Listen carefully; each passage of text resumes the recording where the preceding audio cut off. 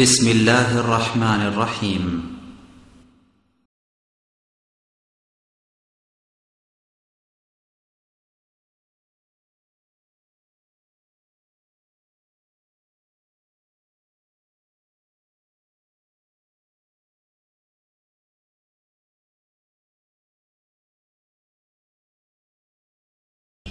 السلام عليكم ورحمة الله وبركاته.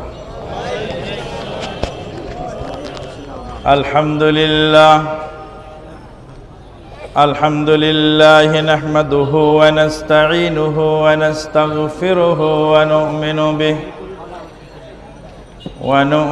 به ونتوكل عليه ونعوذ بالله من شرور أنفسنا ومن سيئات أعمالنا.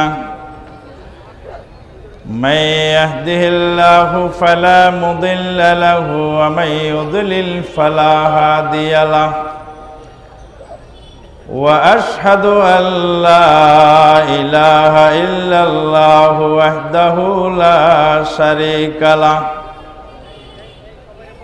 وأشهد أن محمدًا عبده ورسوله صلى الله عليه وسلم الذي أرسله بالحق بشيرًا ونذيرًا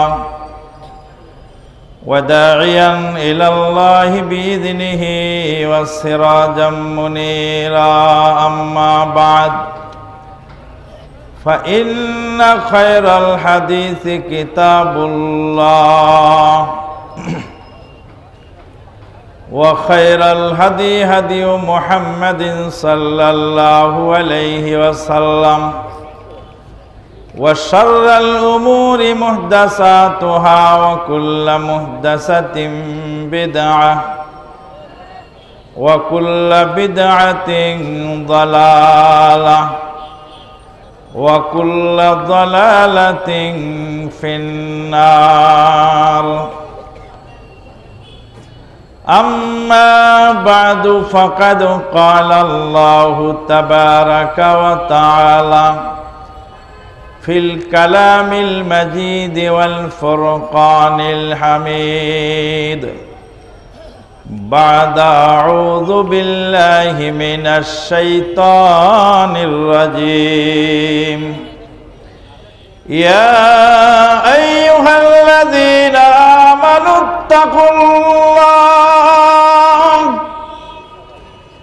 اتقوا الله حق تقاته ولا تموتن إلا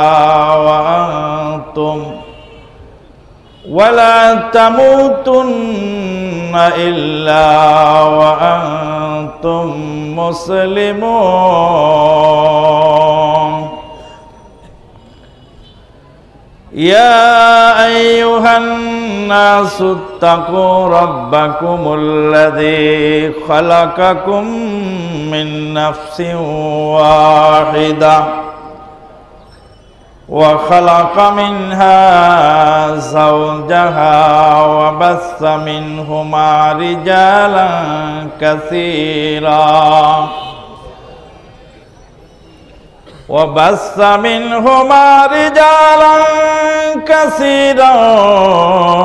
ونساء. واتقوا الله الذي تساءلون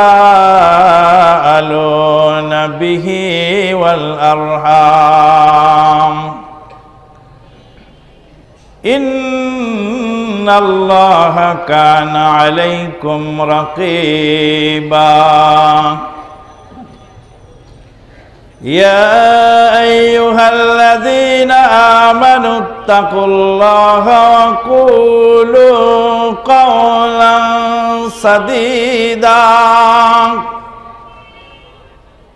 يصلح لكم أعمالكم ويغفر لكم ذنوبكم ومن يطع الله ورسوله فقد فاز فوزا عظيما.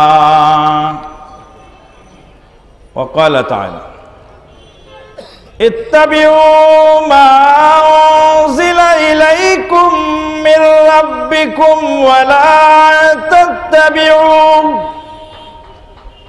ولا تتبعوا من دونه أولياء قليلا ما تذكرون.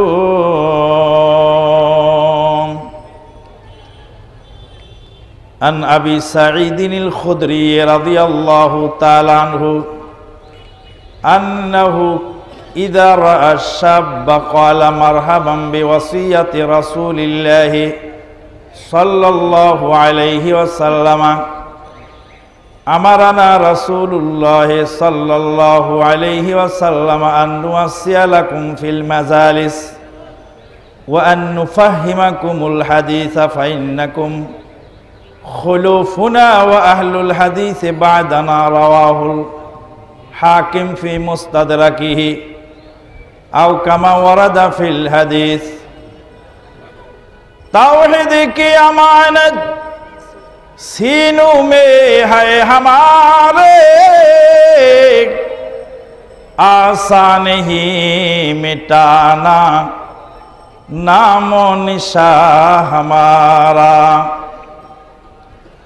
चीन अरब हमारा, हिंदुस्तान हमारा, मुस्लिम है हम, वतन हमें सारा जहां हमारा। दुनिया की बुतकदों में, दुनिया की बुतकदों में पहला घर अल्लाह का,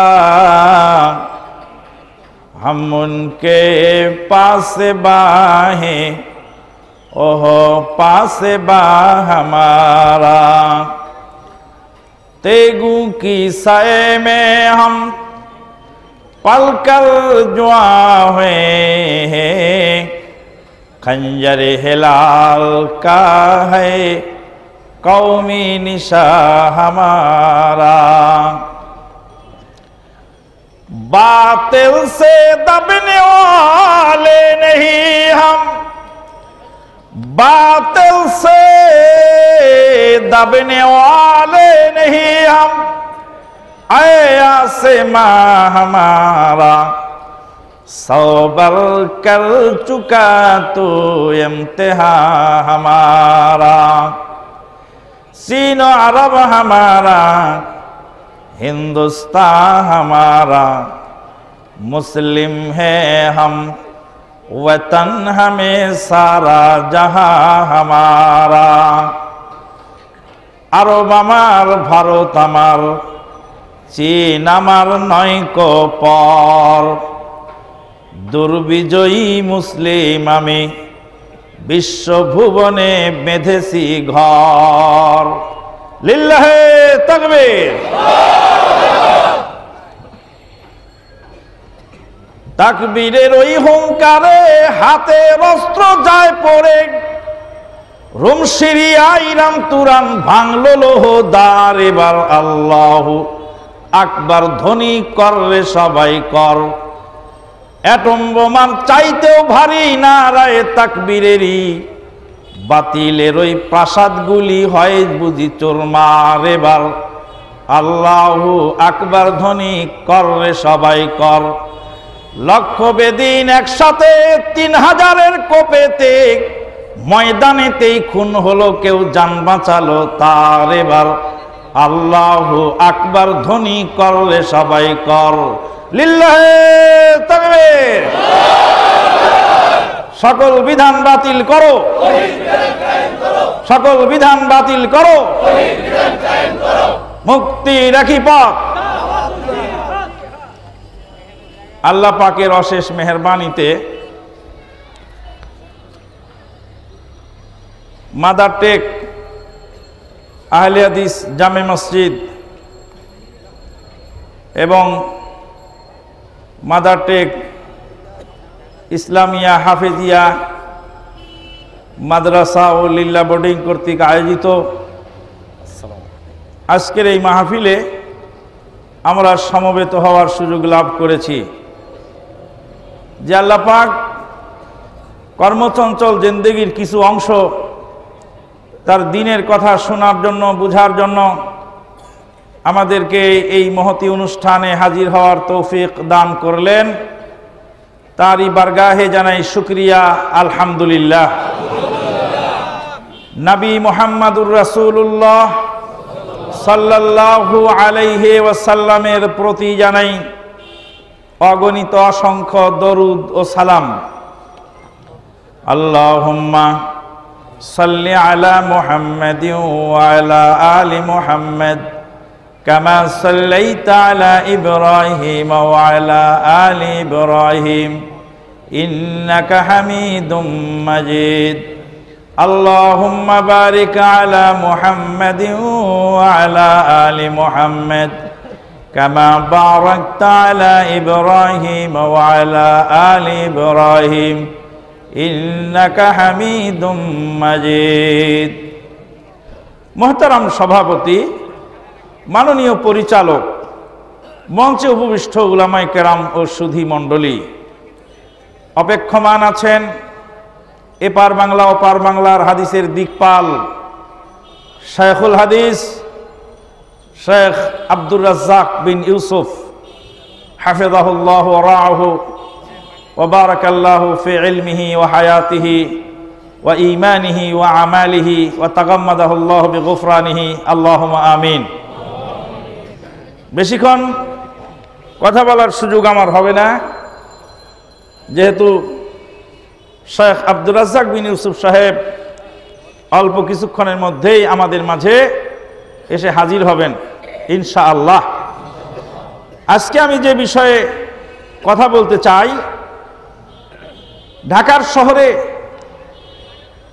অগণিত মসজিদ, শত শত মসজিদ, মসজিদের শহর ঢাকা শহর। মাদারটেক এলাকাতে অনেক মসজিদ আছে।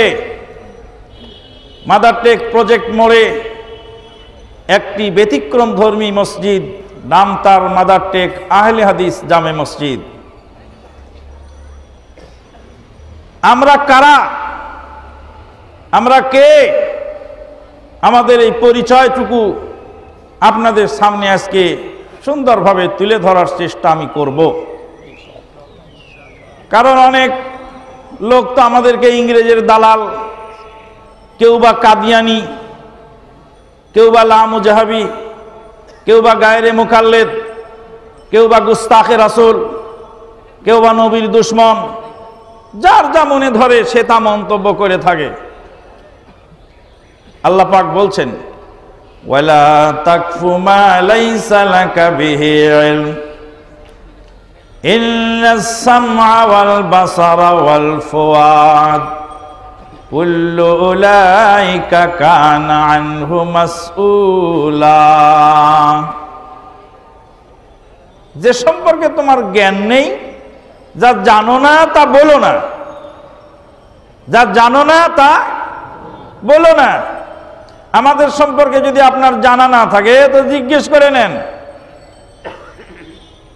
ইন্নাস সামআ ওয়াল বাসারা ওয়াল ফুআদ, নিশ্চয়ই শ্রবণ শক্তি, দৃষ্টি শক্তি, ওয়াল ফুআদ অন্তঃকরণ, কুল্লু উলাইকা কানা আনহু মাসউলা, এগুলির জিম্মাদারি সম্পর্কে মানুষ জিজ্ঞাসিত হবে। আন্দাজে আপনি অনুমান করে মিথ্যা বানাওয়াট কথা বলতে পারেন না। আমাদের পরিচয় জানা না থাকলে জেনে নিন। আল্লাহ পাক অন্যত্র বলছেন, ফাসআলু আহলায যিকরি ইন কুনতুম লা তা'লামুন, জানা যদি না থাকে তবে জানা ব্যক্তির কাছে জিজ্ঞাসা করে জেনে নাও। ফাসআলু আহলায যিকরি, জিকিরওয়ালাকে জিজ্ঞেস করে জেনে নাও। ইন কুনতুম লা তা'লামুন, যদি তোমাদের জানা না থাকে, বিল বাইনাতি ওয়াজ জুবুর, দলিল প্রমাণ সহকারে জেনে নাও। এক টুকরা জায়গা কিনবো আমি মাদারটেক মৌজায়, মাদার টেক মৌজায় এক টুকরা জায়গা কিনবো, তো এক টুকরা জায়গা কেনার জন্য কি বায়তুল মোকাররমের মাননীয় খতিব সাহেবকে জিজ্ঞেস করা হবে? কোথায় যেতে হবে? তহসিল অফিসে যেতে হবে, 7 রাস্তায় যেতে হবে, ভূমি জরিপের অফিসে যেতে হবে, রেজিস্ট্রারের অফিসে যেতে হবে। বায়তুল মোকাররমের মাননীয় খতিব সাহেব অনেক জ্ঞানের অধিকারী, কিন্তু জমিনের কাগজ ঠিক আছে কিনা এটা বলা তার জন্য বড়ই দুষ্কর।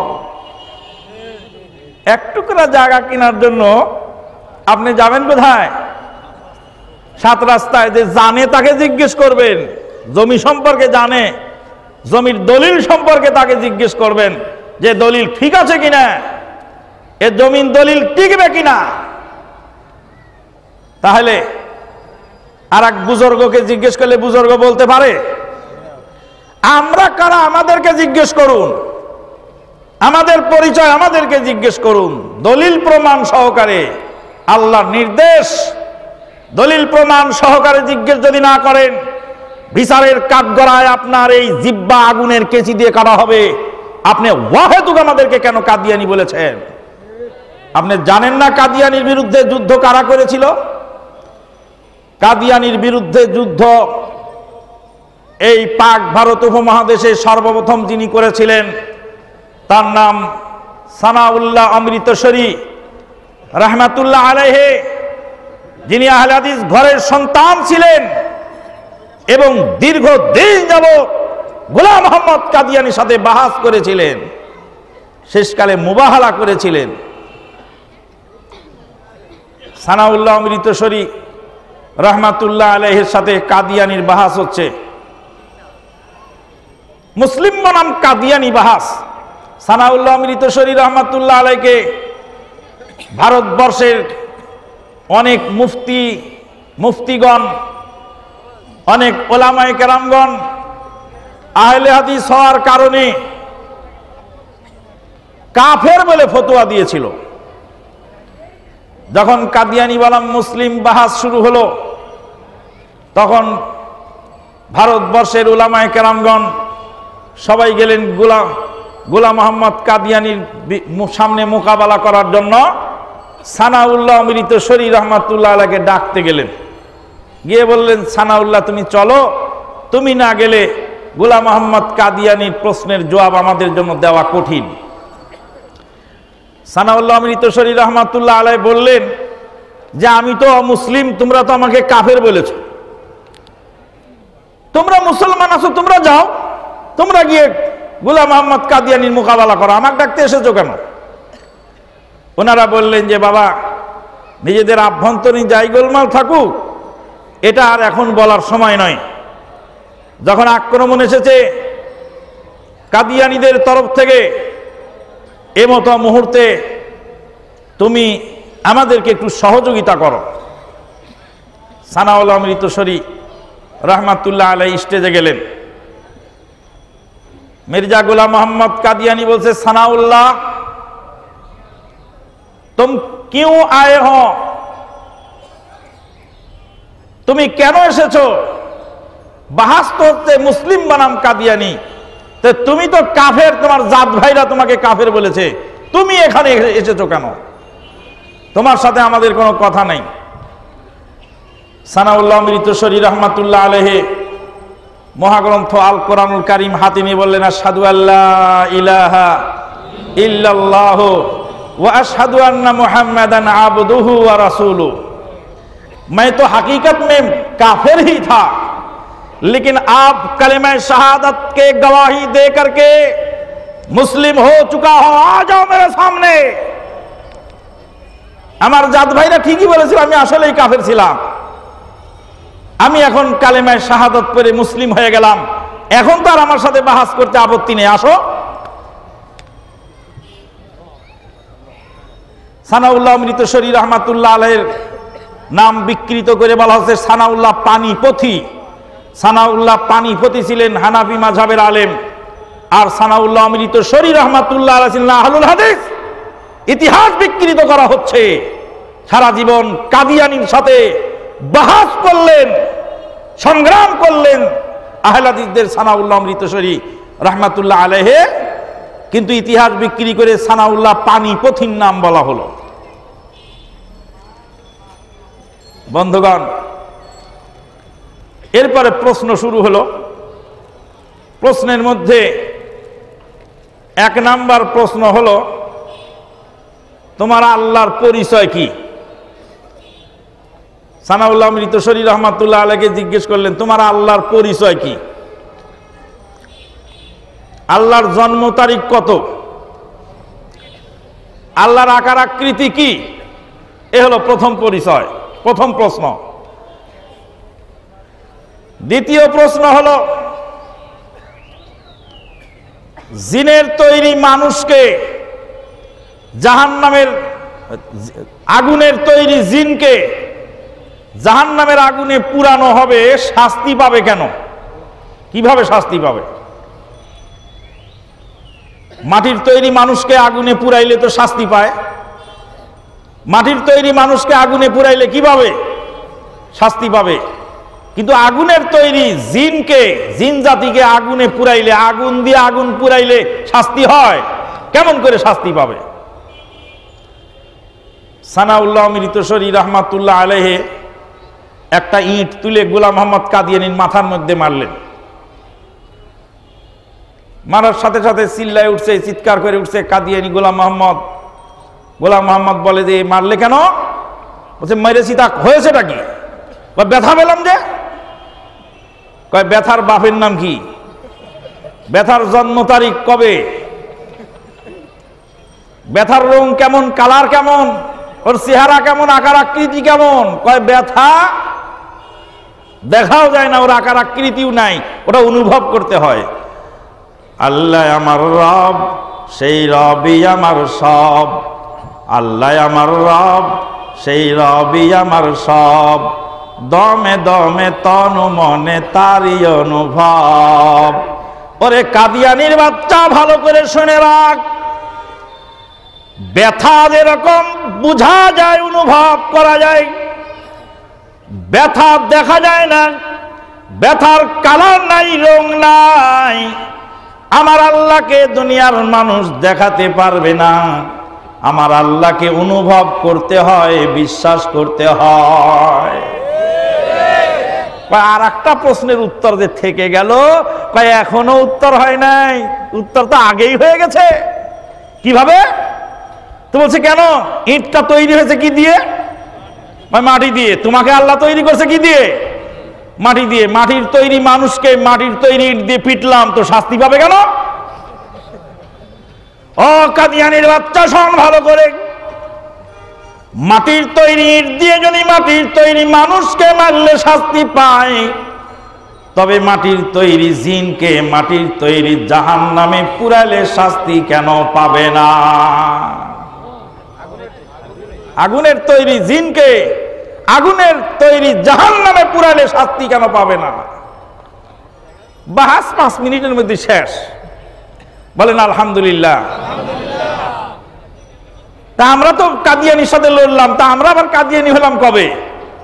ওই যে সদরঘাটে আপনার পকেট মেরে নিয়েছে, পকেটের মধ্যে হাত দিয়েছে, টাকা তুলে নিয়েছে। আপনি যখনই পকেট মারকে ধরেছেন, আরে 1 পকেট মার তো হাত দিয়েছে, আর বাকি 14 পকেট মার আছে আপনার ডানে বামে। যাহা ধরা পড়ে গেল, 14 জন পকেট মার একযোগে আপনার উপরে কিল শুরু করলো পকেট মার বলে। টাকা আপনারই নিল, আর আপনি পকেট মার বলে মার খেলেন। কাদিয়ানীদের সাথে সংগ্রাম আমরাই করলাম, আর আমরাও কাদিয়ানী হয়ে গেলাম। কারণ ব্রিটিশ যখন এদেশ থেকে চলে যায়, ব্রিটিশ সবচেয়ে এফেক্টেড হয়েছিল যাদের দ্বারা, তারা হলো আহলুল হাদিস। আহলুল হাদিসরা রক্ত ঝরিয়েছে, আহলে হাদিসরা সংগ্রাম করেছে।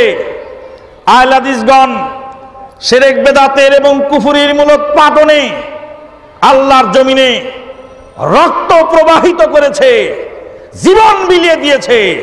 হালুয়া রুটির সুন্নত যারা পালন করে, তারা দাঁত ভাঙতে জানে না। দাঁত যদি ভেঙেছে, আহলে হাদিসরাই ভেঙেছে। হালুয়া রুটি যারা খায় তারা দাঁত না ভেঙে খায়, আর যারা দাঁত ভাঙে তাদের হালুয়া রুটি দরকার পড়ে না। ভারতের গুরু মুহাদ্দিস আব্দুল হাই লখনবী রাহমাতুল্লাহ আলাইহি হানাফি মাযহাবের একজন অন্যতম আলেম, কোরআন হাদিসের পক্ষে বলার কারণে তাকে হানাফি মাযহাব থেকে বের করে দেওয়া হয়েছে। বলছে উনি আমাদের লোক নন। তা আমরা কারা, আমাদের পরিচয় আপনারা একটু নিয়ে নিন। আহলে হাদিসকে কোরআন ও সুন্নাহর সরাসরি অনুসারীদের নাম। কোরআন ও সুন্নাহর সরাসরি অনুসারীদের নাম। পৃথিবীর সব মুসলিম হাদিস মানেন, কোন মুসলিম হাদিসের বাইরে নন। তিনি যে মাযহাবেরই হন না কেন, হাদিস তারা সবাই মানেন, কিন্তু প্রত্যেকের হাদিসের কোয়ালিটি আলাদা আছে। ওনাদের মাযহাবের ঝুড়িতে যেই হাদিস আছে, ওই মাযহাবের ঝুড়ি থেকে হাদিসটা উঠায় নিয়ে আসেন। 4 ঝুড়িতে 4 রকমের আম আছে, আপনি যে আম নেবেন সেই ঝুড়ি থেকে আপনি নিয়ে যাবেন। আর আমি আহলুল হাদিস, আমি বলছি ঝুড়ি খোলো, আমের কার্টুন খোলো, খুলে আম আমি বেছে যেই ঝুড়িতে ভালো পাবো ওটা নেব, এটা হলো আমার অপরাধ। বাজারে যাচাই করে দেখি নাই তো দাম, সহি মানিলাম কিংবা জয়ীফ মানিলাম, দিল পছন্দ বলে আমি আমল করিলাম। ভাইজান রে, দিলের পছন্দ মতো আমল করলে, মনের চাহিদা মতো আমল করলে পরকালে নাজাত পাওয়া যাবে না। যাচাই করে আমরা নেই, আমরা নির্ধারিত কোনো ঝুড়ির ভিতর থেকে মাল কিনি নাই। আমরা বলছি তোমার ঝুড়ি খোলো, খুলে দেখবো পচা আছে কিনা একটু দেখে নেই, এটা হলো আমার অপরাধ। এই জন্য আমি হলাম লা মাযহাবী গায়রে মুকাল্লিদ। দুনিয়ার সব মুসলিম হাদিস মানেন, কিন্তু তাদের হাদিস তাদের মাযহাবের ইমাম কর্তৃক স্বীকৃত হতে হবে। মাযহাব কর্তৃক স্বীকৃত যে হাদিস নয়, সেই হাদিস তারা মানতে কি নারাজ। আর আমরা বলছি আল্লাহর নবীর হাদিস সহিহ হলেই আমরা মানার জন্য প্রস্তুত আছি। আপনারা সবাই একটু চেপে বসুন, আঘাত করে জায়গা আল্লাহ রাস্তায় সাদকা করুন। বসে আছেন যে জায়গায়, ওই জায়গাটা ছেড়ে দিয়ে সামনে চলে আসে, ওই জায়গাটা সাদকা হয়ে গেল।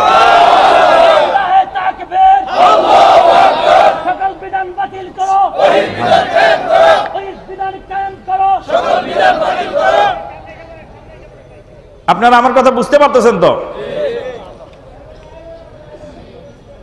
এখন চট করে একজন বলবেন আহলুল হাদিস মানে কি ওই লালু আর ভুলু? আহলুল হাদিস মানে হলো যারা হাদিসের পণ্ডিত। হাদিসের পণ্ডিতকে আহলুল হাদিস বলা হয়। হাদিসের পণ্ডিত যদি আহলুল হাদিস হয়, আল্লাহ পাক, আল্লাহ নবী বলছেন ইন্নাল্লাহা বিতরুন ইউহিব্বুল বিতর ফাআউতিরু ইয়া আহলাল কোরআন। আল্লাহ বেজোর পছন্দ করেন, বেজোর। আল্লাহ জোর না বেজোর? বেজোর। ইন্নাল্লাহা বিতরুন, আল্লাহ বেজোর। ইউহিব্বুল বিতরা, বেজোর পছন্দ করেন। ফাআউতিরু ইয়া আহলাল কোরআন, হে কোরআনের অনুসারীগণ, তোমরা বেতের সালাত আদায় করো। আহলাল কোরআন, কোরআনের অনুসারী। আহলুল হাদিস মানে যদি হাদিসের পণ্ডিত হয়, তাহলে আহলুল কোরআন মানে হলো কোরআনের পণ্ডিত। হে কোরআনের পণ্ডিতগণ, তোমরা বেতের সালাত আদায় করো। যারা কোরআনের উপরে পাণ্ডিত্য আদায় হাসিল করতে পারেন নাই, তাদের বেতের সালাতের দরকার নেই। কি বোঝা গেল? বুঝতে পারলেন?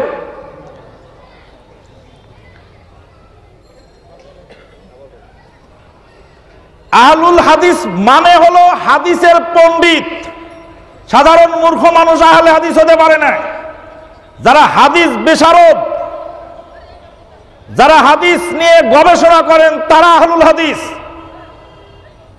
সাধারণ অশিক্ষিত লোক, সাধারণ মানুষ, মূর্খ মানুষ, জেনারেল শিক্ষিত লোক, তারা আহলুল হাদিস কিভাবে হবেন? এই হলো একটি প্রশ্ন, অভিযোগ।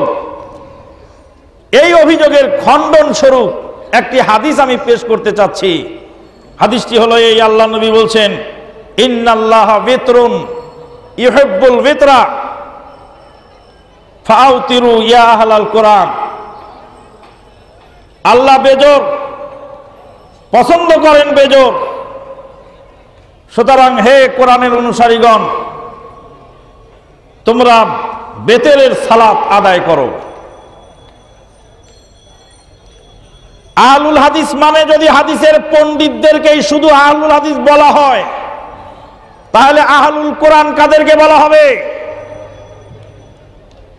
কথা বলেন। আহলুল কোরআন বলা হবে কোরআনের পণ্ডিতদেরকে। তো হাদিসে যে বলা হলো, হে কোরআনের অনুসারীগণ, হে আহলুল কোরআন, তোমরা বেতের সালাত আদায় করো। তো বেতের সালাত কি কোরআনের পণ্ডিতেরাই আদায় করবেন, নাকি সাধারণ কোরআনের অনুসারীরাও আদায় করতে পারবেন? সবাই আদায় করতে পারবেন। কথাটা বোঝা গেল? এরপরেও যদি না বোঝেন তো পরে আবার বুঝে নিয়েন। আহলে হাদিস আন্দোলন কি? দুনিয়ার মানুষকে কোরআন ও সহিহ হাদিসের মর্মমূলে জমায়েত করিবার জন্য সাহাবায়ে কেরামের যুগ হইতে চলিয়া আসা নির্ভেজাল ইসলামী আন্দোলনের নাম। সাহাবায়ে কেরামের যুগ হতে এ জামাতের আগমন। ব্রিটিশ ভারতে আহলুল হাদিস আসেনি। আহলুল হাদিস রাসূলের জামানায়, সাহাবায়ে কেরামের জামানায় ছিল। ইমাম হাকিম রাহমাতুল্লাহ আলাইহির মুস্তাদরাকে হাকিমের মধ্যে একখানা হাদিস এসেছে, যা আমি শুরুতেই পেশ করেছিলাম।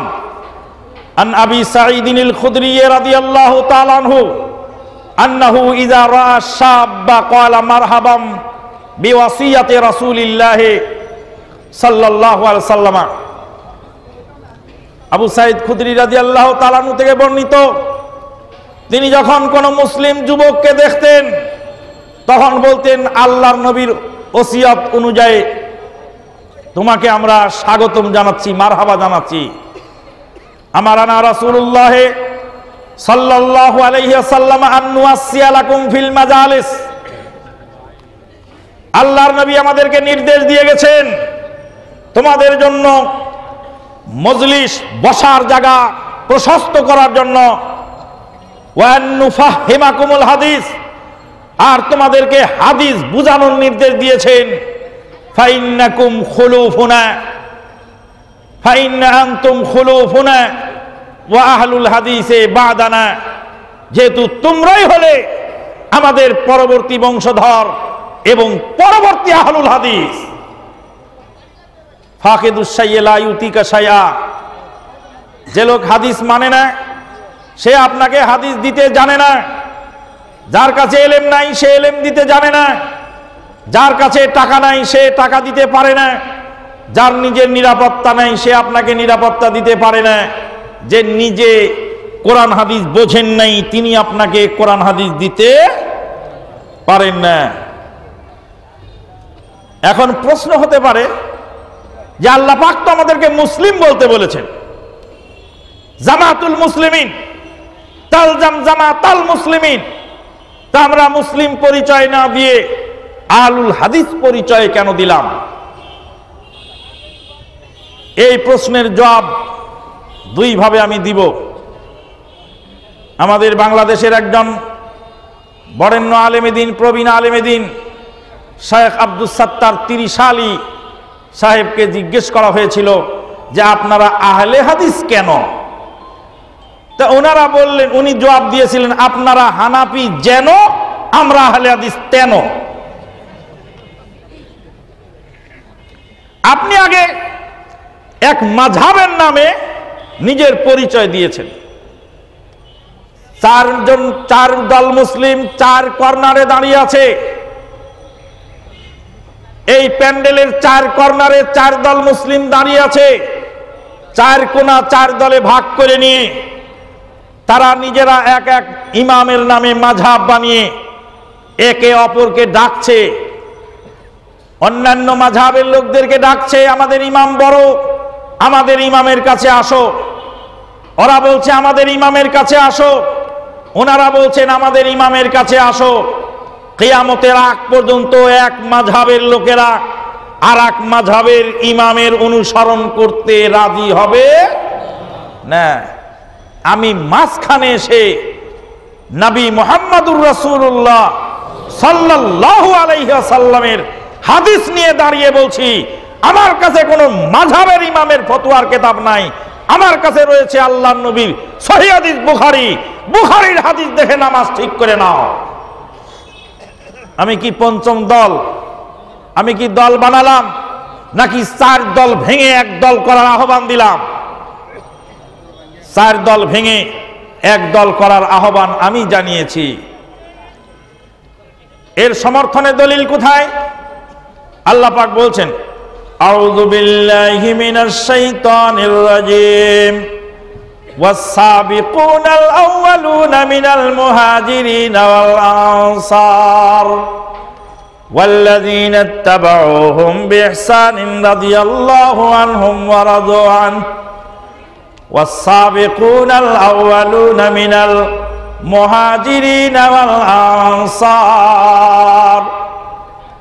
মক্কা থেকে হিজরত করার আগে তামাম পৃথিবীর মুসলমানেরা এক মুসলিম হিসাবে তাদের পরিচয় ছিল। সাহাবায়ে কেরামদের কতগুলি সাহাবী মক্কা থেকে মদিনায় হিজরত করলেন ঈমান বাঁচানোর জন্য। ঈমান বাঁচানোর জন্য একদল সাহাবী মক্কা থেকে মদিনায় হিজরত করলেন। মক্কার মুহাজির মুসলিমদেরকে সাহায্য করার জন্য মদিনার মাটিতে আরেক দল সাহাবী দাঁড়িয়ে গেলেন। যারা হিজরত করলেন তারা হলেন মুহাজির, মুহাজিরদেরকে যারা নুসরত করলেন তারা হলেন আনসার। মুসলমান 2 দল মক্কা থেকে হিজরত করলেন যারা, তাদের উপনাম হলো, তাদের পরিচিতি নাম হলো, বৈশিষ্ট্যগত নাম হলো মুহাজির। আর যারা মক্কা মদিনায় অরিজিনাল বাসিন্দা রইলেন, মুহাজিরদেরকে নিজের বাড়ি ঘরের খানিকটা অংশ দিয়ে দিলেন, নিজের জায়গা জমির খানিকটা অংশ দিয়ে দিলেন, নিজের বাগ বাগিচার খানিকটা অংশ দিয়ে দিলেন, নুসরত করলেন, সাহায্য করলেন। তাদের নাম আল্লাহ রাব্বুল আলামিন রাখলেন আনসার। মুসলমানের মধ্যে, সাহাবায়ে কেরামদের মধ্যে এক দলের নাম হলো আনসার, আর এক দলের নাম হলো মুহাজির। তখন আপনি বলেন না কেন যে তুমিও মুসলিম আমিও মুসলিম, আনসার মুহাজির আবার বলো কেন? যিনি মুসলিম বলতে বলেছেন উনি ওনার নামের আগে লিখেছেন ডাক্তার। ডাক্তার সাহেব লিখতেছেন যে মুসলিম বলে পরিচয় দিতে হবে। সাহাবায়ে কেরামগণ মুসলিম বলে পরিচয় দিয়েছেন, তো সাহাবায়ে কেরামের জামানায় ডাক্তার ছিল না? ছিল কি না? তো সাহাবায়ে কেরামের জামানায় কি সাহাবায়ে কেরামগণ ডাক্তার বলে পরিচয় দিয়েছেন? তা আপনি লিখেছেন কেন ডাক্তার? আপনি ডাক্তারি করেন, রোগীর চিকিৎসা করেন, আপনার একটি বৈশিষ্ট্য। তাই তো আপনার নাম একজনের একাধিকও হতে পারে। একজন লোক ডাক্তারি করে ডাক্তার, কলেজে প্রফেসরি করে প্রফেসর, মসজিদে ইমামতি করেন তিনি ইমাম সাহেব। এক লোকের কয় নাম হলো? ইমাম হলো এক নাম, আর এক নাম হলো ডাক্তার, আর এক নাম হলো প্রফেসর। কলেজে যখন গেলেন তখন কলেজের ছাত্ররা স্যার ডাকে, প্রফেসর সাহেব বলে সবাই ডাকে কলেজের মধ্যে। মসজিদে ঢুকলেন, মুসল্লিরা ইমাম সাহেব বললেন। ডিসপেন্সারিতে ঢুকে যখন চিকিৎসা করছেন তখন তার নাম হলো ডাক্তার। আল্লাহ রাব্বুল আলামিন বলেন, ওয়াজআলনাকুম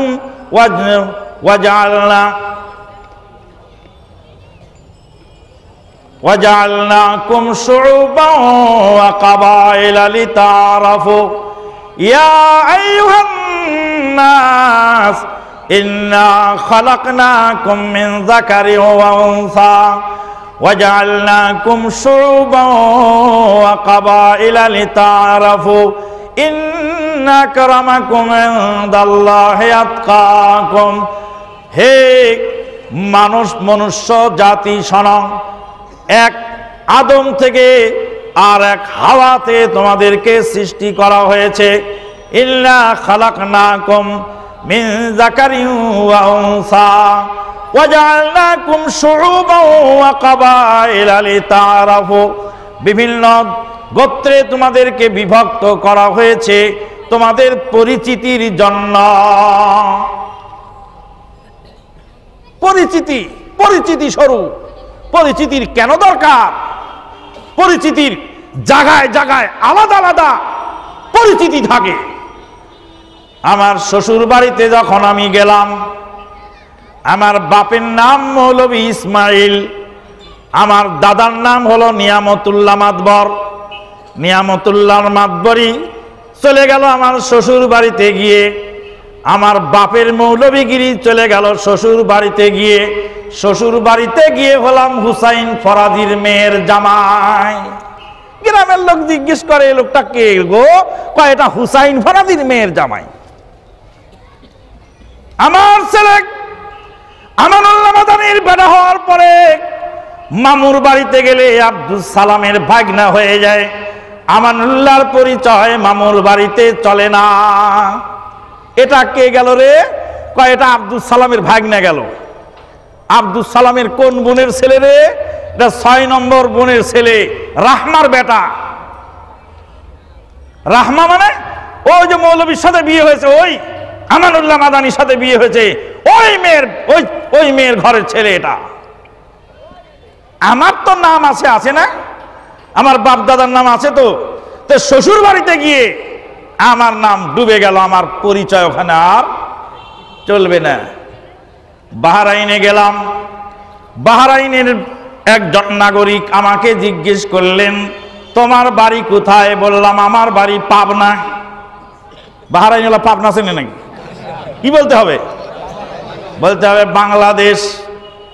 ঢাকা এয়ারপোর্টে নামার পরে আমাকে জিজ্ঞেস করলো, মৌলানা সাহেব, মৌলভী সাহেব, শায়েখ সাহেব, হুজুর, উস্তাদ জি, আপনার বাড়ি কোথায়? তখন বললাম আমার বাড়ি বাংলাদেশ। বলবে পাগল বোধহয়, বাংলাদেশে তুমি একজনই আছো। পাবনার পাগলা গারদে পাগল মেরামত করে, তো তোমারে মেরামত করবার পারে নাই। কি বলো তুমি, পরিচয় কেমন করে দিলে? বাহরাইনের মাটিতে পরিচয় হবে আমি মুসলিম, আমি পরিচয় হবে আমি বাংলাদেশি। আর বাংলাদেশে ঢাকা এয়ারপোর্টে আসার পরে পরিচয় হবে আমার বাড়ি পাবনা।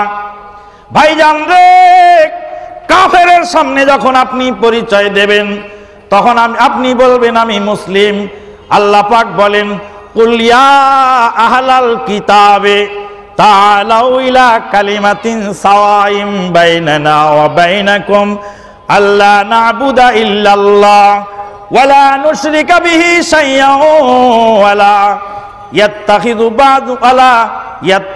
বা'দুনা ওয়া লা নাত্তাখিযু বা'দুনা বা'দান আরবাবাম মিন দুনিল্লাহ ফাইন তাওয়াল্লাউ ফাকুলু আশহাদু বিআন্না মুসলিমুন। ও মুসলিমদের সামনে আপনার পরিচয় হবে আমি মুসলিম। বায়তুল মুকাররমে আপনি জোরে আমিন বলে সালাত আদায় করলেন। বায়তুল মুকাররমের একজন হানাফি মাযহাবের একজন মুসলিম ভাই আপনাকে জিজ্ঞেস করলেন, ভাইজান আপনি জোরে আমিন কেন বললেন? আপনি কোন মাযহাবের লোক? তখন যদি বলেন আমি মুসলিম, হ্যাঁ আমি মুসলিম, এক ঘুষি মেরে নাক ফাটায় রক্ত বের করবে আর বলবে বেটা তুই মুসলিম, আমি কাফের নাকি? বায়তুল মুকাররমে কি পরিচয় দিতে হবে গিয়ে? বলতে হবে আমি আহলুল হাদিস, মোরা মুহাম্মাদি, মোরা মুহাম্মাদি, নবী মোদের মুহাম্মদ সাল্লাল্লাহু আলাইহি ওয়াসাল্লাম, নবী মোদের মুহাম্মদ সাল্লাল্লাহু আলাইহি ওয়াসাল্লাম সেই তরিকাতে অন্যের নামে নাম তাই রাখিনি রে। নবী মোদের মোহাম্মদ সেই তরিকাতে, অন্য নামে নাম তাই রাখিনি রে। ওহির দাওয়াত নিয়ে ঘুরি দারে দারে, ওহির দাওয়াত নিয়ে এলে তোমরা আবার কে? ইসলামী দল হালি হালি, ইসলামী দল হালি হালি ফেরকা করেছে। আমি কোন দিকে যাই পড়ে আছি গোলক ধাঁধাতে, ওহির দাওয়াত নিয়ে এলে তোমরা আবার কে? আমরা মুহাম্মাদি, আমাদের নবী মুহাম্মাদুর রাসূলুল্লাহ সাল্লাল্লাহু আলাইহি ওয়াসাল্লাম। বরিশালের ভাষাঞ্চরে গেলাম 1989 সালে, ভাষাঞ্চরে গেলাম বরিশালের 1989 সালে। ভাষাঞ্চরের হাসানকে যখন জোরে আমিন বলার কারণে, জোরে আমিন বলার অপরাধে মসজিদের মধ্যে 500 বেত্রাঘাত করা হলো। হাসানকে জিজ্ঞেস করে দেখো জোরে আমিনের কত মর্যাদা হয়। সাতক্ষীরার মরজুম গাজী ব্রিটিশ আমলে জোরে আমিন বলার কারণে ব্রিটিশের আদালতে ফাঁসির অর্ডার হয়ে গেল। মরজুম গাজীকে বলা হলো তুমি বলে দাও জোরে আমিন আমি বলি নাই। মরজুম গাজী বলেন জীবনে আমার কোনো আমল নাই, আল্লাহর নবীর একটি সুন্নত নিয়ে পরকালে আমি উঠতে চাই।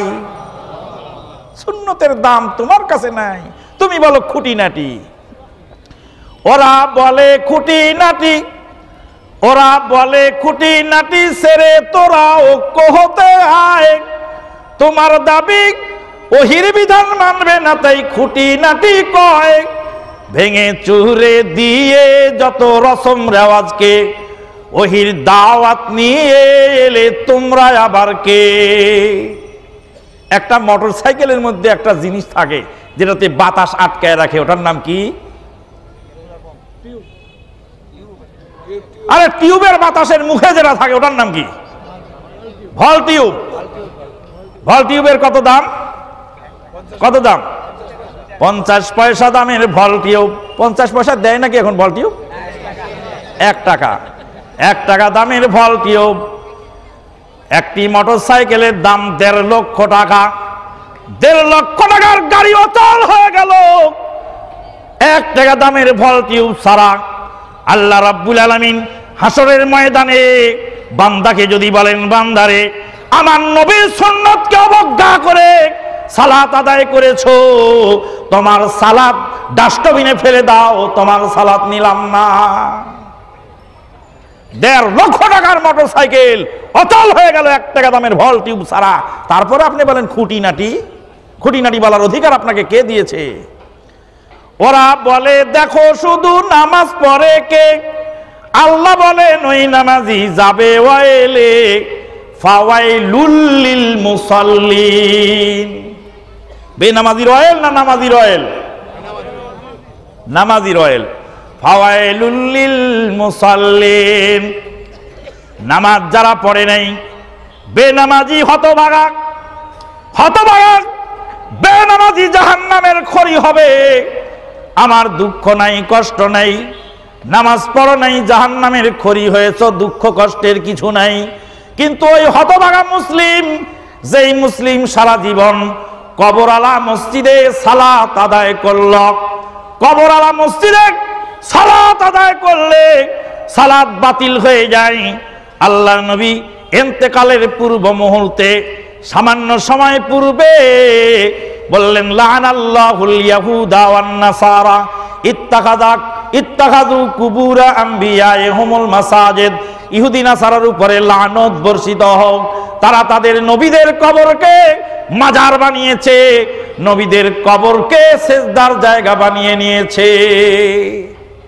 কবর মসজিদ বানানো হারাম, আর মসজিদকে কবর বানানো হারাম। সুবহানাল্লাহি ওয়া বিহামদিহি সুবহানাল্লাহিল আযীম। বিদ্রোহী কবি কাজী নজরুল ইসলাম বলেছিলেন মসজিদেরই পাশে আমার কবর দিও ভাই, যেন গড়ে থেকে মুয়াজ্জিনের আযান শুনতে পাই। বিদ্রোহী কবি কাজী নজরুল ইসলামের মনের একটা আবেগ, আবেগে তিনি কবিতা লিখেছিলেন, তার আবেগ পূরণ যথাযথভাবে হয় নাই। ঢাকা বিশ্ববিদ্যালয়ের মসজিদের পাশে তাকে কবর দেওয়া হয়েছে। কবরটা বাঁধাই করে দেওয়া হয়েছে। সন্ধ্যার সময় অবাধ মেলামেশা চলছে নারী পুরুষের। চীনাবাদাম খেয়ে মরহুম কবির সেই মাজারের উপরে, সেই কবরের উপরে চীনাবাদামের খোসা ফেলছে, আর যত রকমের অসামাজিক কার্যকলাপ তারা সেখানে ঘটাচ্ছে। আস্তাগফিরুল্লাহ আল্লাযী লা ইলাহা ইল্লা হুয়াল হাইয়ুল কাইয়্যুম ওয়া আতুবু ইলাইহি। তাহলে বোঝা গেল যে আপনার পরিচিতি হবে, প্রথম পরিচিতি হবে মুসলিম। আনসারগণ মুসলিম, মুহাজিরগণ মুসলিম। এটা বৈশিষ্ট্যগত নাম। মধু, সারা জীবন মধু নাম ছিল, মধুর নাম খাঁটি মধু নয়। কিন্তু যখন মানুষ মাদ গুড়কে মধু বলে বাজারে বেচা শুরু করলো, সেদিন থেকে মধু শব্দের আগে একটি খাঁটি শব্দ যোগ করা জরুরি হয়ে গেল। আল্লাহর নবীর হাদিস হাদিস হিসাবেই ছিল, কিন্তু যেদিনে মানুষ জাল হাদিস দইফ হাদিস বানায় বাজারে চালু করলো, সেই দিনে হাদিস শব্দের আগে একটি শব্দ যোগ করতে হলো, তার নাম সহিহ হাদিস। কারণ জাল হাদিস ও হাদিস, সহিহ হাদিস ও হাদিস, আর মওযু হাদিস ও হাদিস। কাদিয়ানীও মুসলিম, রাজনৈতিক মুসলিম। কাদিয়ানীরা হলো রাজনৈতিক মুসলিম, শিয়ারা হলো রাজনৈতিক মুসলিম। একটা হলো আল্লাহর দরবারে মুসলিম, আর একটা হলো বান্দার দরবারে মুসলিম। মুনাফিক আপনার কাছে মুসলিম, কারণ মুনাফিক আল্লাহকে অস্বীকার করে নাই, কিন্তু আল্লাহর দরবারে সে অমুসলিম। আপনি তার সাথে মুসলিম হিসাবে ব্যবহার করবেন। ফাসিক আপনার কাছে মুসলিম, কিন্তু আল্লাহর দরবারে তার ফাসিকি কাজের কারণে সে মুসলিম থাকতেও পারে, আবার কাফের বলে পরিগণিত হতে পারে। অতএব রাজনৈতিক মুসলিম, মুসলিমের অভাব নেই, সবাই মুসলিম। এত মুসলিমের ভিতরে আপনি যে একজন বৈশিষ্ট্যগত মুসলিম, আপনি যে আল্লাহ এবং তার রাসূলের হাদিস ছাড়া কিছুই বোঝেন না। এক মসজিদে গিয়ে জোরে আমিন বলে সালাত আদায় করলাম। আমাকে জিজ্ঞেস করলেন যে আপনি কোন মাযহাবের লোক? আমি বললাম আমি হানাফি মাযহাবের লোক। তে বলছে যে আপনি হানাফি মাযহাবের লোক। আমরা বললাম আস্তে, আপনি বললেন জোরে। আপনি আবার কেমন? তা আমি বললাম আমি অরিজিনাল হানাফি, আর আপনি ডুপ্লিকেট হানাফি। কেন? ইমাম আবু হানিফা রাহমাতুল্লাহ আলাইহি, নোমান বিন সাবেত বিন জুয়াতা আল কুফি রাহমাতুল্লাহ আলাইহি, নোমান বিন সাবেত বিন জুয়াতা আল কুফি রাহমাতুল্লাহ আলাইহি, ইমাম আবু হানিফা রাহমাতুল্লাহ আলাইহি বলেছেন ইজা সাহাল হাদিসু ফাহুয়া মাযহাবি। যেটা সহিহ হাদিস ওটা আমার মাযহাব। বুখারীর হাদিস হলো হানাফি মাযহাব। ওই জন্য আমাদের দেশে যত হানাফি মাদ্রাসা আছে, হানাফি মাদ্রাসায় বুখারী শরীফ খতম দেয় না? ভারত থেকে আলেম ডেকে এনে বুখারী খতমের অনুষ্ঠান করায় থাকেন। এই বুখারীর হাদিস হলো হানাফি মাযহাব। বুখারীর হাদিস মানবেন তো হানাফি থাকা যাবে, কারণ আপনার ইমাম বলেছেন যেটা সহিহ হাদিস ওটা আমার মাযহাব। জাল জুয়ুরি মাযহাব, জাল জয়ীফ হাদিস আমার মাযহাবে নাই। কেউ আবার চট করে প্রশ্ন করবেন যে হাদিস আবার জাল জয়ীফ হয় কি করে? বিগত 2 জুমা যাবত খুতবা দিচ্ছিলাম এই বিষয়ের উপরে। আপনারা তো আসবেন না, শুনবেনও না, শোনার চেষ্টাও করবেন না, ফাঁকে থেকে মন্তব্য খালি হেঁকে দেবেন। আরে শুনুন না খুতবা শুনে দেখুন আমরা কি বলছি। আল্লাহ নবী বলছেন, কথাটা আবার ওইভাবে বলে দেই।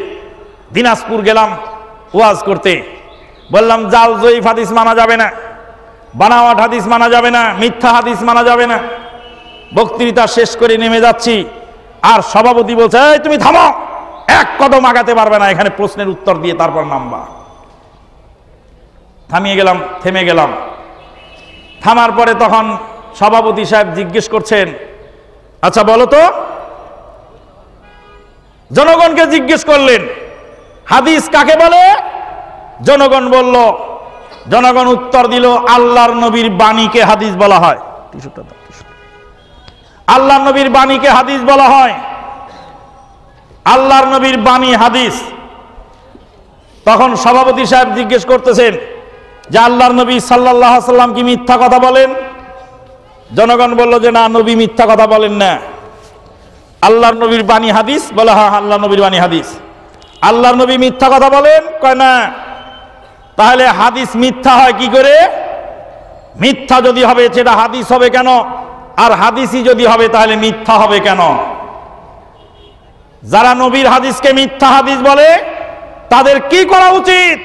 জনগণ বললে এই মাঠেই দাফন করা উচিত, জিন্দা দাফন করবে আমাকে। সব মুসল্লি দাঁড়ায় গেছে জিন্দা দাফন করার জন্য। আমি বললাম, সভাপতি সাহেব আপনার কথা শেষ হয়েছে? বলে হ্যাঁ শেষ হয়েছে। তাই মাইকটা আমাকে দেন। নবীর বাণী তো হাদিস, তো নবী আগে না চিনলে আবার বাণী চিনবো কি করে? আগে নবী চিনা দরকার। নবী কাকে বলেন? নবী কাকে বলে? যাকে আল্লাহ নবুয়ত দান করেছে তিনি নবী। আল্লাহ যাকে নবুয়ত দান করেছে তিনি কি? নবী। গোলাম মোহাম্মদ কাদিয়ানী নবী না ভণ্ড নবী? জনগণ বলল ভণ্ড নবী।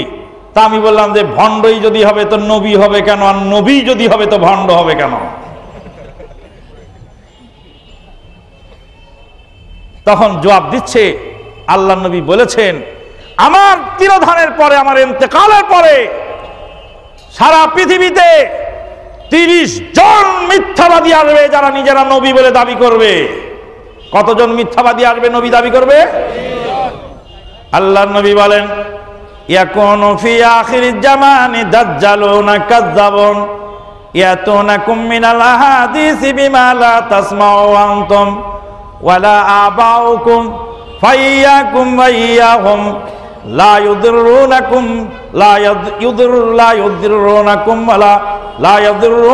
ওয়ালা ইফতিনুনাকুম। রাওয়াহু মুসলিম। আল্লাহ নবী বলেন উম্মত রে, কিয়ামতের আগে কিছু চরম মিথ্যাবাদী আসবে যারা নিজেরা আমার নামে জাল হাদিস বানাবে, জয়ীফ হাদিস বানাবে, বানাওয়াট হাদিস বানাবে। হাদিস বানিয়ে নিয়ে তোমাদেরকে শোনাবে যা তোমরা কোনোদিন শোনো নাই, তোমাদের বাপ দাদারা শোনে নাই। তাদেরকে পরিহার করে চলো, তাদেরকে এড়িয়ে চলো। ফাইয়াকুম ওয়াইয়াহুম লা ইয়াদুরুনাকুম ওয়ালা ইফতিনুনাকুম। তোমাদের কোনো ক্ষতি করতে পারবে না, তোমাদেরকে ফিতনায় ফেলতে পারবে না। আল্লাহ নবী বলেন 30 জন মিথ্যাবাদী নবী আসবে। আর আল্লাহ নবী বলেন লক্ষ লক্ষ জাল হাদিস সমাজে বের হয়ে যাবে, চলবে। হাদিস যদি জাল না হবে তবে নবীর হাদিসটা মিথ্যা হয়ে যায়। একজন লোক বিক্রি করে তুষ আর কুড়া। তুষকুড়া যদি বিক্রি করে, তুষকুড়ার মধ্যে ভেজাল দেওয়া যায়? তুষকুড়ার মধ্যে ভেজাল দিবে কি জিনিস? ভেজাল দিলে তো কম দামা জিনিস দিতে হয়। তুষকুড়ার মধ্যে যদি বালু দেয় তো বালুরও তো দাম বেশি। তুষকুড়ার মধ্যে যদি ছাই দেয় তো ছাই পাবে কোথায়? ওজনও তো কম। তাহলে তুষকুড়ার মধ্যে ভেজাল দেওয়া যায় না। ভেজাল যদি বস্তার বস্তা দেওয়া যায় তবু তেমন লাভ হয় না। কিন্তু স্বর্ণের মধ্যে যদি একরতি ভেজাল দেওয়া যায় হাজার হাজার টাকা কামাই করা যায়।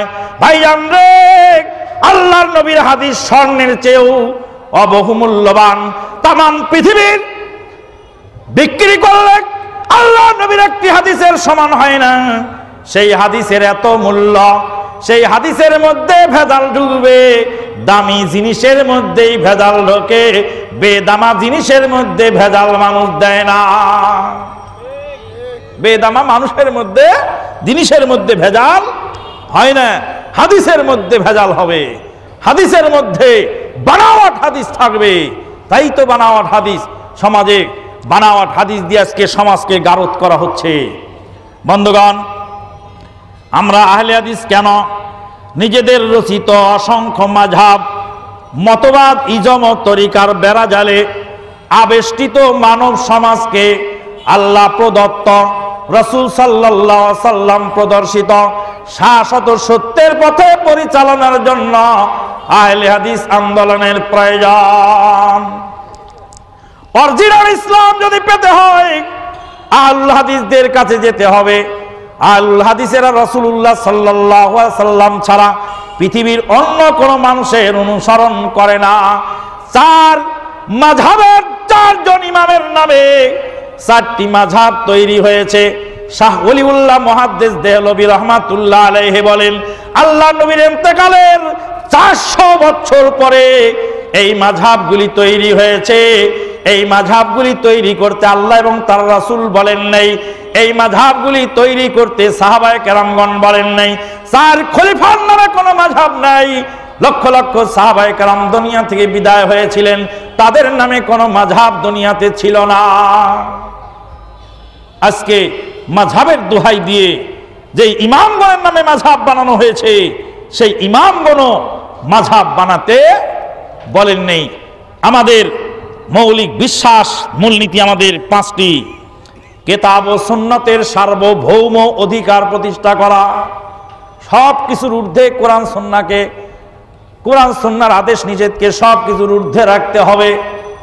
মসজিদে যাবেন, যেই দলের মসজিদ সেই দলের ওজিফার কিতাব। আমাদের কোনো দলীয় কিতাব নাই, আমাদের কাছে রয়েছে বুখারীর হাদিস, আর আমাদের কাছে রয়েছে তাফসীর। আমরা মানুষকে তাফসীর শোনাই, আমরা মানুষকে বুখারীর হাদিস শোনাই। বুখারীর হাদিস শোনানো যদি অপরাধ হয়, বুখারীর হাদিস পড়া যদি অপরাধ হয়, তাহলে আপনার মাদ্রাসা থেকেও বুখারী কেটে বের করে ফেলে দেন। আপনার মাদ্রাসা আপনি বুখারী পড়ান, আর আমার মসজিদে আমি বুখারীর হাদিস শোনাই, তা আপনি কেন ওই সমস্ত মানুষের বানাওয়াট কিতাব সেখানে লিখেছেন? লিখে রেখেছে কিতাব গোলামুর রহমান সাহেব, কিতাব লিখেছেন মকসুদুল মুমিনিন, তার মধ্যে লিখেছেন 4 মাযহাব 4 ফরজ। 4 মাযহাব যদি 4 ফরজ হয়, একবার বিবেককে জিজ্ঞেস করলেন না যে আমি তো সারা জীবনে 1 মাযহাব মানলাম, 4 ফরজের 3 ফরজ ছেড়ে দিয়ে 1 ফরজ মানলাম, তা আমার নাজাত কি করে হবে? যদি কোরআন হাদিস না মানি জীবনে, কি হবে গমির তোর পরে? কবরের মাঝে কি দিব জবাব? মুনকির নাকিরের তরে, মুনকির নাকিরের তরে। 4 মাযহাবকে ফরজ জেনেছি, 1 মাযহাবে আমল করেছি।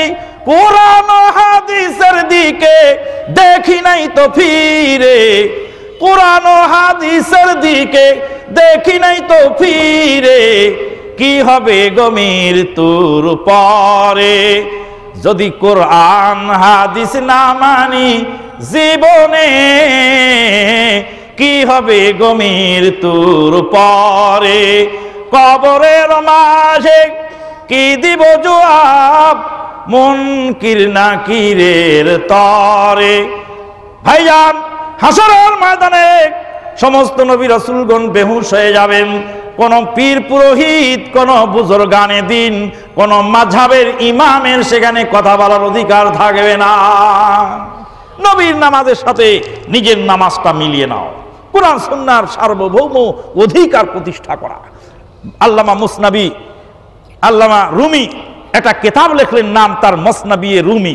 মসনবিয়ে রুমির ভূমিকায় লেখা হলো, মসনবিয়ে হস্তে কোরআন দার জাবানে পাহলবি, মসনবিয়ে মৌলবিয়ে মানবী।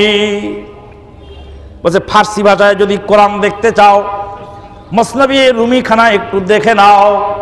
ফার্সি ভাষার কোরআন হলো মসনবিয়ে রুমি। কোরআনের সাথে তুলনা করা হলো মসনবী রুমিকে। আমি মসনবী ইমাম রুমিকে ভালোবাসি, কিন্তু আল্লাহ এবং তার রাসূলের চেয়ে ভালোবাসি না, সাহাবায়ে কেরামের চেয়ে বেশি ভালোবাসি না। ভালোবাসা থাকতে হবে আল্লাহ এবং রাসূলের মাপকাঠির ভিতরে। আর একজন ফিকহের কিতাব লিখে তার কোরআনের সাথে তুলনা করলো। আর একজন কোরআনকে মসজিদ থেকে বের করে দলীয় ওজিফার কিতাব মসজিদের মধ্যে ঢুকালো। যেই দলের মসজিদ সেই দলের কিতাব, যেই দলের মসজিদ সেই দলের টুপির ডিজাইন। বন্ধুগণ, 2 নাম্বার হলো তাকলিদের সাক্ষী বা অন্ধ ব্যক্তি পূজার অপনোদন। অন্ধ ব্যক্তি, অন্ধভাবে কাউকে আমরা মানি না। দুনিয়ার কোন পীর পুরোহিত, দুনিয়ার কোন বুজুর্গ, দুনিয়ার কোন আলেম, কারো কথা অন্ধভাবে মানি না। আপনাদের কাছে বিনীত অনুরোধ করি, আপনারা সুধীজন আছেন, ওলামায়ে কেরামগণ আছেন, মুজতাহিদিনগণ আছেন, এদেশের মুফতি সাহেবদেরকে বলছি, শুনুন, আপনাদের মাযহাবের কিতাবে লেখা আছে, ইমাম আবু হানিফা রাহমাতুল্লাহ আলাইহি ফতোয়া দিয়েছেন ফার্সি ভাষায় নামাজ পড়লে বৈধ আছে। ফার্সি ভাষায় নামাজ পড়লে বৈধ, এ ফতোয়া কে দিয়েছেন? ইমাম আবু হানিফা রাহমাতুল্লাহ আলাইহি দিয়েছেন। ইমাম আবু হানিফা রাহমাতুল্লাহ আলাইহি ফতোয়া দিয়ে সওয়াব পেয়েছেন একটি, মুজতাহিদ ভুল ফতোয়া দিলে 1 সওয়াব পেয়ে থাকেন, আর সঠিক ফতোয়া দিলে ডবল সওয়াব পেয়ে থাকেন। ইমাম আবু হানিফা রাহমাতুল্লাহ আলাইহি ভুল ফতোয়া দিয়ে সওয়াব পেয়েছেন। আপনি বলবেন ইমাম আবু হানিফা রাহমাতুল্লাহ আলাইহি ভুল, আপনি ধরনেওয়ালাকে? আরে আমি ধরবো কেন? তামাম পৃথিবীর হানাফি আলেম, একজন হানাফি আলেমও ফার্সি ভাষায় কেরাত পড়াকে বৈধ বলে সমর্থন করেন নাই। আপনার ইমামের ফতোয়াটা আপনিই মানেন না, তো আমি মানবো কোন দুঃখে? আপনার ইমাম যে বলেছেন ফার্সি ভাষায় নামাজ পড়া বৈধ, তা আপনি তো মানেন না আপনার ইমামের ফতোয়া, তো আমি মানবো কেমন করে? সারা পৃথিবীর কোন হানাফি মুফতি ইমাম আবু হানিফা রাহমাতুল্লাহ আলাইহির ফতোয়া মানেন নেই। 3 নম্বর হলো জীবনের সকল সমস্যায় কোরআন ও সুন্নাহকেই একমাত্র সমাধান হিসাবে পরিগ্রহণ। ইজতিহাদ বা শরীয়ত গবেষণার দ্বার উন্মুক্তকরণ জীবনের সকল সমস্যা কোরআন সুন্নাহয় সমাধান দিবে। প্রস্রাব করবেন কিভাবে? প্রস্রাবের মধ্যে 12-14টা মাসলা রয়েছে। এখানে গবেষণা করার কিছু নাই, নিজের তরফ থেকে বানানোর কিছু নাই। প্রস্রাব থেকে নিয়ে শুরু করে top to bottom, lower chamber থেকে নিয়ে আপার চেম্বার পর্যন্ত, আন্তর্জাতিক পরিমণ্ডল থেকে ব্যক্তিগত একান্ত ঘরের ভিতরের কাজগুলিও আল্লাহর নবী বলে বলে করে করে দেখিয়ে গেছেন। সাহাবায়ে কেরামগণ উম্মাহাতুল মুমিনিন সারা বিশ্বের মুসলিমের কাছে পৌঁছিয়ে দিয়েছেন। পেশাব করতে বসবেন কিভাবে তাও নবী বলেছেন। স্বামী স্ত্রী মিলনের সময় কি দোয়া পড়বেন তাও নবী বলে গেছেন। আপনাকে বানানোর জন্য, মাতবরি করার জন্য কোনো দায়িত্ব দেওয়া হয়নি। আল্লাহর নবী এসেছিলেন ইসলাম প্রচার করার জন্য। আল্লাহর নবী এসেছিলেন ইসলাম প্রচার করার জন্য। আল্লাহ নবী সাল্লাল্লাহু আলাইহি ওয়াসাল্লাম ইসলাম ধর্মের প্রবর্তক নন, প্রচারক। ইজতিহাদ বা শরীয়ত গবেষণার দ্বার উন্মুক্তকরণ কিয়ামত পর্যন্ত ইজতিহাদ চলবে। কিয়ামত পর্যন্ত ইজতিহাদ কি চলবে? ইজতিহাদ করে করে আজকে সৌদি আরবে 2 তলা 3 তলা বানাচ্ছে না? 2 তলা 3 তলা বানাচ্ছে। সাফা মারওয়া সাই করার জায়গা 2 তলা 3 তলা বানাচ্ছে। সাফা মারওয়া সাই করার জায়গা 2 তলা 3 তলা বানাচ্ছে। তারপরে এবার কাবা ঘর তোয়াফ করার জায়গাও বানাবে, কাঙ্কর নিক্ষেপ করার জায়গাও বানাবে। 1200 বছর আগে মাযহাবের ইমামের যদি অন্ধ অনুসরণ আমি করতে যাই, তাহলে আজকে লক্ষ লক্ষ হাজি মারা পড়বে পাথর নিক্ষেপ করতে গিয়ে। অতএব বন্ধুগণ, আমাদেরকে বুঝতে হবে এই জায়গায় যে কিয়ামত পর্যন্ত ইজতিহাদ চলবে। আমাদের 5 নম্বর মূলনীতি মুসলিম সংহতি দৃঢ়করণ। আল্লাহ পাক আমাদেরকে কোরআন সুন্নাহ মানার ভিত্তিতে মুসলিম সংহতি প্রতিষ্ঠা করার তৌফিক দান করুন। কোরআন সুন্নাহ না মানা পর্যন্ত কোনোদিন মুসলিম এক হতে পারবে না। যতদিন আপনার মাযহাব আপনি ধরে রাখবেন, ততদিন আপনার সাথে আমার ঐক্য হবে না। যখনই আপনি বুখারীর হাদিস অনুযায়ী আপনার নামাজ ঠিক করে নেবেন, তখনই আপনার সাথে আমার ঐক্য হয়ে যাবে। ওমা আলাইনা ইল্লাল বালাগ। আকুলু কওলি হাযা আস্তাগফিরুল্লাহ লি ওয়া লাকুম ওয়া লিসাইরিল মুসলিমিন ফাস্তাগফিরুহু মিন কুল্লি যামবিন ওয়া আতুবু ইলাইহি ইন্নাহু হুয়াল গাফুরুর রহিম। ইয়া রাব্বি লাকাল হামদু কামা ইয়ানবাগি লিজালালি ওয়াজহিকা ওয়া আযীমি সুলতানিক। আল্লাহুম্মা ইন্না নাসআলুকাল হুদা ওয়াত তুকা ওয়াল আফাফা ওয়াল গিনা। আল্লাহুম্মা আনতা ওয়ালিয়ুনা ফিদ দুনিয়া ওয়াল আখিরাহ তাওফানা মুসলিমিন ওয়া আলহিকনা বিস সালিহিন। আল্লাহুম্মা আরিনাল হাক্কা হাক্কান ওয়ারযুকনা ইত্তিবাআহু। হে আল্লাহ, হককে হক বলে বুঝার এবং তার আনুগত্য করার তৌফিক দান করো। ওয়ারিনাল বাতিলা বাতিলান, বাতিলকে বাতিল বলে চিহ্নিত করে ওয়ারযুকনা ইজতিনাবাহু, বাতিলকে পরিহার করার তৌফিক দান করো। আল্লাহুম্মা ইয়াসসির উমুরানা ওয়া নাওয়ির কুলুবানা বিল কিতাবি ওয়াস সুন্নাহ। আল্লাহ, তুমি মাদার টেক আহলে হাদিস মসজিদকে কিয়ামত পর্যন্ত কবুল করে নাও। মসজিদের কমিটিকে কবুল করে নাও। যারা এর পিছনে অনুদান দিয়েছে তাদেরকে কবুল করে নাও। তামাম পৃথিবীর মুসলিমকে শান্তির ঋদ্ধিরাজে পৌঁছে যাওয়ার তৌফিক দান করো। তামাম পৃথিবীর মুসলিমকে কোরআন সুন্নাহ বুঝার তৌফিক দান করো। মাদার টেকের মুসলিমদেরকে কোরআন সুন্নাহ মানার তৌফিক দান করো। আল্লাহ, তুমি আমাদের উপরে রহমত ও শান্তি বর্ষণ করো। আমাদের মসজিদ মাদ্রাসা কবুল করে নাও। এই মাহফিলকে পরকালে নাজাতের ওসিলা বানিয়ে দাও। এই মাহফিলের মধ্যমণি শায়খুল হাদিস শেখ আব্দুর রাজ্জাক বিন ইউসুফ সাহেবের কণ্ঠস্বর দারাজ করে দাও। আল্লাহ, তুমি তাকে সুস্বাস্থ্য দান করো এবং তাকে কোরআন সুন্নাহর অতন্দ্র প্রহরী হিসাবে জীবনের শেষ বিন্দু রক্ত পর্যন্ত আল্লাহ তুমি তার দ্বীনের খেদমত তাকে করে যাওয়ার তৌফিক দান করো।